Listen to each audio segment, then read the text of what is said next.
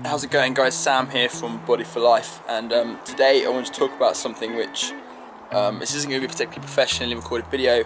It's just a topic that I've been thinking about a lot recently, and I've had a few people talk to me about it, and I've had a few clients going through a few issues related to this, which made me want to just record a quick video to have a quick talk about the subject. I'm going to be talking about my thoughts on the whole if it fits your macros philosophy for dieting, but the benefits I feel, and some of the negatives of if it fits your macros, and some of the truths that people don't tend to talk about and they tend to avoid when discussing if it fits your macros. Now, for those of you who don't know what if it fits your macros is, what it basically means is you can eat anything you want throughout the day as long as it adds up to a specific amount of macronutrients, so a breakdown of carbs, fat and protein at the end of the day.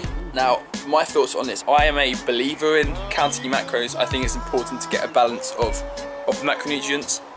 I've tried all sorts of diets myself, but today I want to talk about if it fits your macros. Now, if it fits your macros is hugely popular.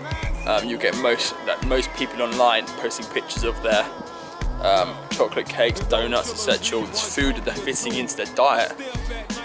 Posting if it fits your macros, you can eat what you want as long as it fits into these macros. And this is all well and good, but there's one thing that is a big issue when it comes to dieters and people following if it fits your macros, and that is binge eating. And I've had bad experiences with binge eating.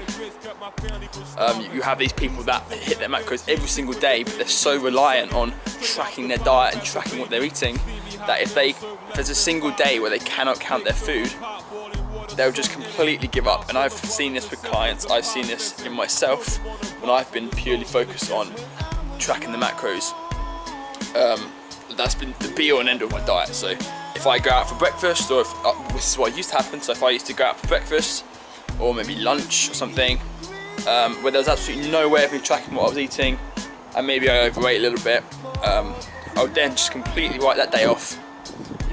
Absolutely binge eat and absolutely just eat anything I wanted, and people don't realise just how harmful this is to your progress, and people don't realise how much of an effect binge eating, that going 1,000, 2,000, 3,000 calories can have on your diet. And I found myself in kind of yo-yo diets when I've been really religiously dieting or following my macros, and then I go off board for one day and then it just throws me off course, and then I'm then stuck. I'm like, oh, I need to cut now to lose some of that fat that I put on that weekend. It's just a topic that it's an issue that I know a lot of people, from my personal experience, I know a lot of people are struggling with this issue of binge eating, and that comes down to the fact that people are too reliant on their hitting their macronutrients and weighing and proportioning out all their food.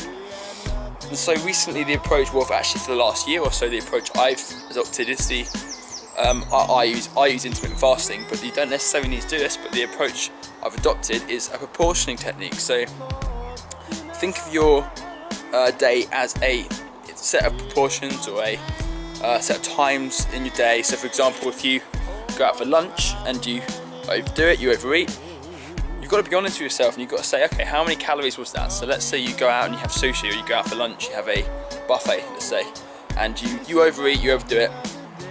You didn't track a single calorie. The thing you've got to avoid that once I started to realise this and try and adopt into my lifestyle and diet, helped me a great deal, is that you've got to be honest with yourself and say, okay, how many calories did you probably overdo it by? So there's no point putting 1,000 calories into your phone or your MyFitnessPal or your meal plan if you know you've eaten 2,000 calories. Be honest with yourself.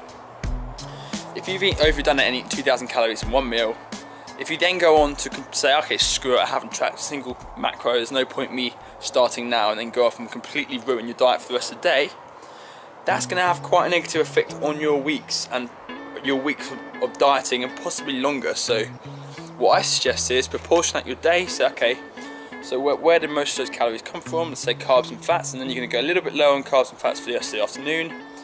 And aim to keep a slightly higher protein, maybe go for some leaner food, as opposed to just screwing it and just going way over the top with the diet and just completely binging 5,000 calories, game over for the whole week, possibly longer. So one strategy which I recommend you can adopt is intermittent fasting. So if you don't know about intermittent fasting, I'll leave a link down below to a blog post I've done about intermittent fasting and my strategies. But what intermittent fasting basically is well, my approach is, you're just narrowing your eating window throughout the day. So you're saying to yourself, okay, rather than eating in over 15, 16 hours a day, I'm gonna narrow this down to an 8-hour window, and that can be between 12 and 8, or that could be a 4-hour window, 6-hour window, 10-hour window. It's just what works best for you. So that's the strategy I adopt, and I find personally that I'm less reliant on the macro breakdowns of foods these days, and I'm more looking into the actual energy balance and the total calories I'm eating, and being a little bit more flexible with what I can fit within those calorie boundaries. So if I go over my calories in one day, let's say like I said before, I eat 2,000 calories in one meal, completely screw it up, rather than completely ruin the whole day, I'll just maybe, say I'm going to go a little bit lighter today, but I'm going to accept the fact that I'm going to overeat. So let's say I need to eat 2,500 calories in that day, I'm going to accept the fact that I might eat 3,500 calories that day, so I've gone over by 1,000 calories.